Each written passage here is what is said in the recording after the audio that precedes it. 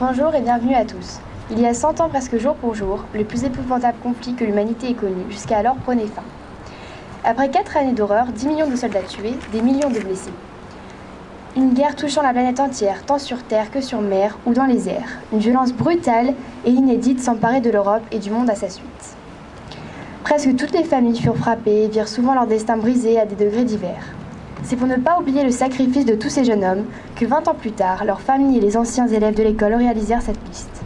57 noms gravés dans le marbre, originaires de Bayeux, du Bessin ou d'ailleurs.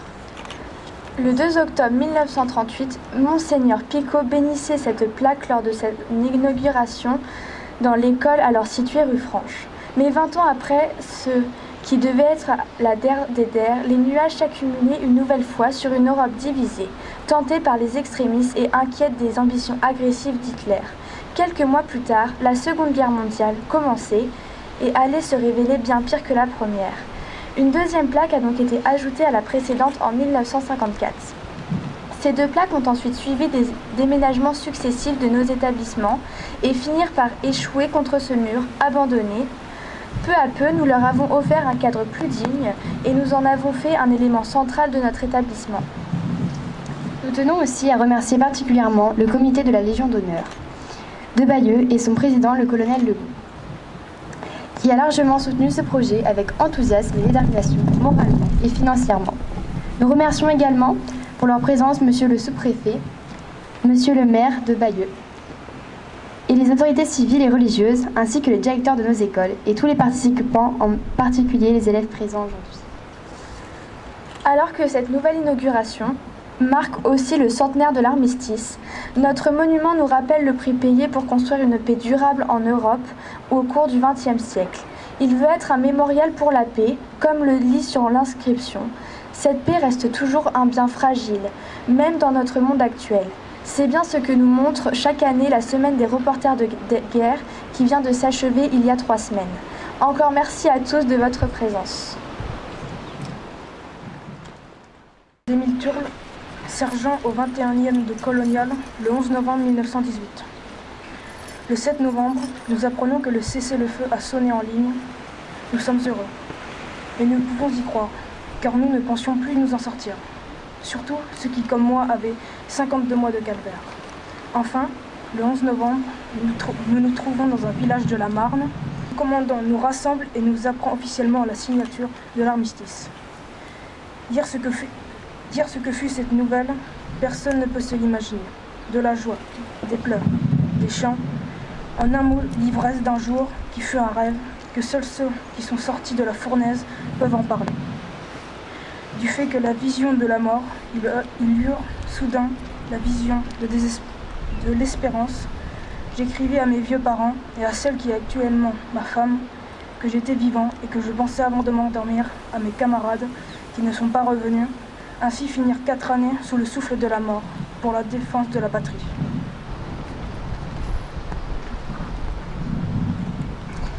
Dans Dans la matinée, l'ordre arrive aux troupes de surprendre les hostilités sur tout le front à partir de midi. Les mitrailleuses crépitent encore ça et là. Des obus passent en sifflant. Peut-être est-ce une mitrailleuse qui tira ses dernières bandes dans le bleu du ciel. Encore un obus. Tout un coup, c'est un silence de mort. On se voit pour la première fois depuis 4 ans sans tirer les uns sur les autres. Le silence persiste. 5 minutes, 10 minutes, une demi-heure. C'est vrai, ce n'est pas un rêve, ce n'est pas un cauchemar, tout est passé. La guerre est finie, on ne tire plus. Il n'y a plus de balles ni d'éclats d'obus. Les listes de pertes sont closes, on reverra ces foyers. Au plus profond des cœurs jaillit une émotion sourde, une hésitation violente entre l'allégresse et la douleur atroce. C'était la lettre d'un soldat de Werner Himmelburg qui rend compte de la fin des combats du côté allemand.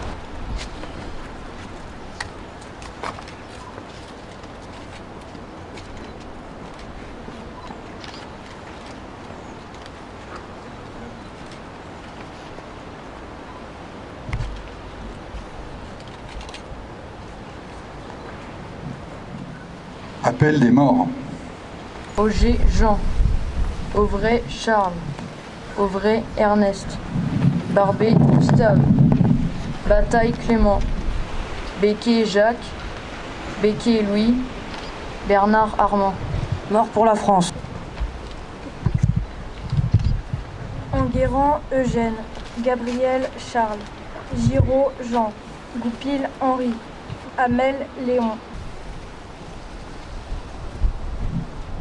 René Maurice, Rouel Anorosi Arnaud, Tancrel René, Vallée Maurice, Vauquelin Charles, Vittard Maurice, Vittard Roger, Ibert Ferdinand, Yvrande Maurice. Mort pour la France.